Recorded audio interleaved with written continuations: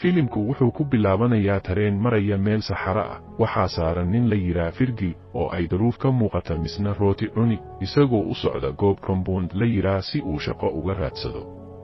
Hortiisa waxaa fadhida gabar ilmo yar aamusin, in yar kadib tareenkii ayuu meel uga degay isagoo siiyey rootigii gabadha. Wuxuu galay dugaan isagoo weydiiyey inay jiraan dad safar ah oo halkan maray, si kastaba ha ahaatee ninkii uma jawaabin. TV ayuu iska fiirsanayaa. mar kale wuxuu weydiiyey masqusha, luuqada kale ayuu ugu tilmaamay. masqusha ayuu tegey, nadaafadeeduna aad bay u hoosaysaa. intii uu masquusha ku jiray nin ayaa bannaanka kala hadlay, kuna yidhi ma doonaysaa in aad aadid compoundiga. Virgil wuxuu yidhi haa, ninkiina wuu sii dhaqaaqay. in yar kadib Virgil oo madaxa dhaqanaya ayuu nin ku yidhi ha beeldarayn biyaha. intaa kadib waxaynu aragnaa Virgil oo uu gaari ku wado nin la yidhaa Kit. Kit wuxuu u sheegay qiimaha uu ku geyn compoundiga. Virgil wuxuu la yaabay lacagta dheeriga ah ee uu weydiiyey isagoo u haystay in kirada gaariga tahay 200. kuleel ayuu dareemay markii daar is yidhi qaboojiyaha. Kit ayaa u sheegay in haddii la daaro qaboojiyaha uu matoorku kululan, ciladna ay ka dhalan karto. socdaal dheer kadib goonta ayaa ka banjartay. intii ay hagaajinayeen waxay arkeen labo ay duurad ah oo is cunaya. Kit ayaa ka dhaliyey, wuuna dilay si uusan u sakaradin. safarkii ayay sii galeen, kaalin ayay shidaal ka qaateen, gobolka ayaa dhacay, meel ayayna ku hakadeen.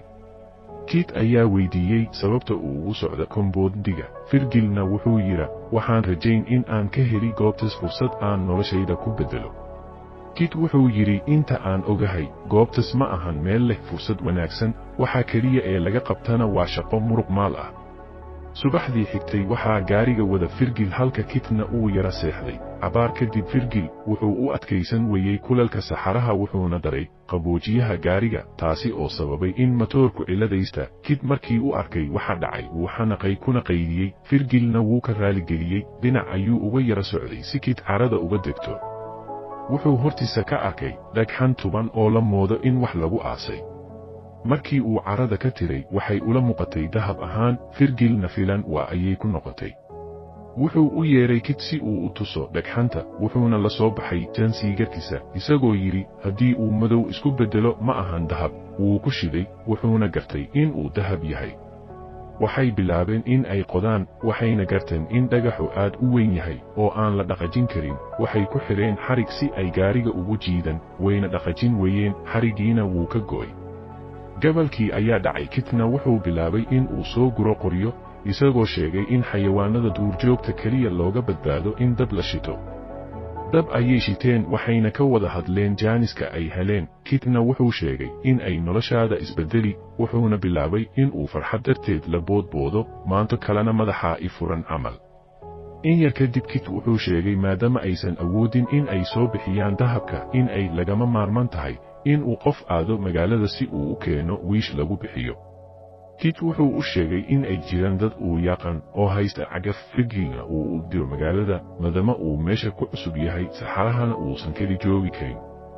Virgilna wuxuu ku adkaystay in uu isaga joogo oo Kit magaalada tago, cagafna keeno, isagoo una sheegay maadaama uu magaalada cid ka aqoon aanan cagaf la siin doonin. Kit wuxuu weydiiyey go'aankiisa kama dambaysta ah. Virgilna wuxuu yidhi waan maarayn karaa in aan ku sii sugo keligay. subaxdii xigtay waxaynu aragnaa Kit oo u baxaya dhanka magaalada isagoo uga tegay sahay uu ku sii sugo, misna siiyey raadiyaha gacanta si ay uga wada hadlaan. Kit wuxuu u sheegay in ay ku qaadan karto 5 maalmood in uu keeno cagafta, iska taxadar ayuu yidhi wuuna ka tegay. Virgil wuxuu qaatay teendo si uu hoy u samaysto. wuxuu tijaabiyey raadiyaha, isagoo bilaabay inuu soo gurto xaabo. wuxuu ka naxay dib qalooc hoos maraya, geed ayuuna isaga fogeeyey. gabalkii ayaa dhacay, dab ayuu shitay, isagoo qasacadna wax ku karsaday, balse waxaa cabsi geliyey markii uu maqlay ciiga xayawaanada duurjoogta ah. mindi ayuuna la soo baxay. subaxii Virgil oo daalan baahina u dheer tahay ayaa soo kacay. wuxuu ka laba qalbiyey inuu wejiga ku dhaqdo biyaha. raadiyaha ayaa soo dhacay, inta uusan qaban ka horna wuu go'ay.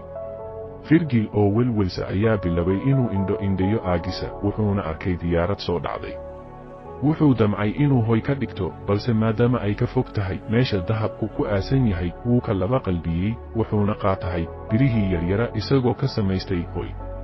Virgil oo daalan ayaa gamay in yar kadib kulalka qoraxda ayuu ku soo toosay, wuu soo kacay, wuxuuna ag fadhiistay dahabkii iskaa ka fikiri sidii uu ku bixin lahaa, wuxuu ku qaraacay dhagax ugu dambayna waxaa u jabay qayb yar balse culus. Kit ayaa la soo hadlay wuxuuna u sheegay in uu soo daahi doono maadaama mararka gaarigiisu si isdaba joog ah ayuu qaac u bixinayaa. Virgil wuxuu u sheegay Kit in uu jebiyey qayb ka mid ah dahabkii, Kitna wuxuu ku yidhi ha ka ag fogaan dahabka ee ilaali. Habeennimadii Virgil wuxuu shitay dab halka ay cabsi geliyeen xayawaanadii duurjoogta, halka isaguna uu qori dab ah gaashan ka dhigtay.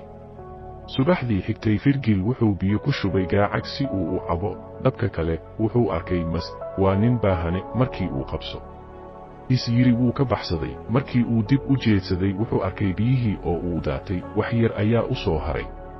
Wuxuu ku laabtay burburkii diyaarda si uu uga soo qaato qaybo kale si uu hoy uga dhigto.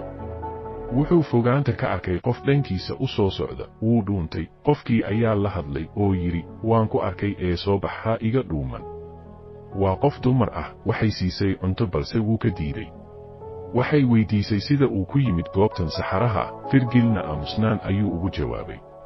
In yar kadib Virgil wuxuu u sheegay in ay hoy ka dhigato diyaaradda, balse iyadu way shakisay, iyadoo mooday in uu wax ka qarin. Waxay bilaabday in ay daba socoto iyadoo u weydiin si isdaba joog ah sida uu ku yimid meeshan. Virgil oo xanaaqay ayaa yidhi ka bax afaarahayga, meeshana ka tag. Waxay aragtay hoygiisii, iyadoo bilowday inay ka burburiso, iyadoo ku leh ka fogaaw aagan. Virgil oo sii xanaaqay ayaa badiil ku dilay qabadhii, alaabtii ay wadatayna wuu ka qaatay wuxuuna ku aasay agtiisa. In yar kadib wuxuu arkay ay duurad kala baxaya, godka meydkii uu aasay, wuu ka soo dhiciyey, wuxuu geeyey meel ka fog isagoo qoryo ku gubay meydkii. Isagoo aad uga qiiroday falka uu sameeyey. Subaxdii xigtay wuxuu ku soo kacay raadiyaha oo dhici, markii uu la hadlay Kit wuxuu u sheegay in uu helay cagaftii balse uu saacado kale sii daahi doono, maadaama cagaftu xawaaraheedu gaaban yahay. Ugu dambayna Kit wuxuu ku yidhi ha niyad jabin. In yar kadib Virgil wuxuu arkay gaari wadada maraya, maadaama uu ka awood batay damaciisa adduunya jacaylka ee dahabka weyn wuxuu doorbiday inuu Kit sii sugo. Virgil wuxuu soo gurtay qoryo uu dad ku shito, duufan xooggan ayaa saxaraha ka kacday, wuxuu u orday dhankii hoygiisa si uu uga gabado, balse duufantii ayaa gurigiisa ku habsatay, wuxuu u cararay dhan kale, waxaa gadaal uga yimid geed ay duufantu wado si xun ayuuna ku dhacay. In yar kadib dukaantii ayaa degtay, waxaynu aragnaa Virgil oo cara dul tubantay geed ayana caloosha ka galay. Intii uu iska bixin lahaa geedka caloosha ka galay, wuxuu u dhaqaaqay dhankii dahabka, markii uu hubiyeyna wuu suuxay. Muuqaalka xiga Virgil wuxuu iska bixiyey geedkii isagoo aad u dhiig baxay, wuxuu shitay dab, isagoo dhiig joojin bir kulul u adeegsaday. Boogtii wejigana siigo ayuu iska mariyey, wuuna dhacay. Markii uu soo kacay wuxuu arkay gabar falaar la kor taagan, wuxuuna hore ka soo xasuustay gabadhii uu dilay, waxay siisay biyo. Markii uu soo kacayna bidhaantada ayuu waayey. Raadigii ayaa soo dhacay, carada ayuu ka soo dhex biriyey, wuxuuna u sheegay in ay u timid gabar kana tagtay. Isla markiina gabadhii ayaa u timid. Isagoo u cabsi qaba dahabka ayuu gabadhii ku yidhi isaga tag meeshan, ka hor inta aysan ka tegin, waxay weydiisay inuu arkay walaasheed oo ay raadcayn. In yar kadib wuxuu soo kacay hareerihiisa oo dab ka shidan, duurjoogna hareeraysay. Wuxuu la hadlay Kit, wuxuu weydiiyey halka uu soo maraya, Kitna wuxuu u sheegay in uu soo dhow yahay. Virgil oo oohin afka furtay ayaa yidhi iisoo dhaqso, duurjoogta ayaa weerar baan igu hayso. Dhanka kale Kit wuxuu fadhiyaa meel buur ah, isagoo doorbiin haydsa, dushana kala socda Virgil, wuxuuna sugayaa inta ay duurjoogtu ku faysteen Virgil. Ugu dambayna Virgil waxaa jiitay duurjoogtii halka indhihiisuna weli hayaan dahabkii. Waa yaab isagoo sii dhimanaya, xitaa weli dahabka wuu ka samri layahay. In yar kadib waxaa buurtii ka soo degay Kit oo gaarigiisa ku jiidaya wiish, wuxuu dul istaagay meydkii Virgil, gaarigiisa ayuuna dib ugu noqday si uu wax ugala soo baxo. Markii uu dib u jeedsaday falaar ayaa wadnaha ka gashay, wuxuu fiiriyey ida ku soo gantay falaarta balse qof ma uusan arag. Filimkana halkaa ayuu ku dhammaaday.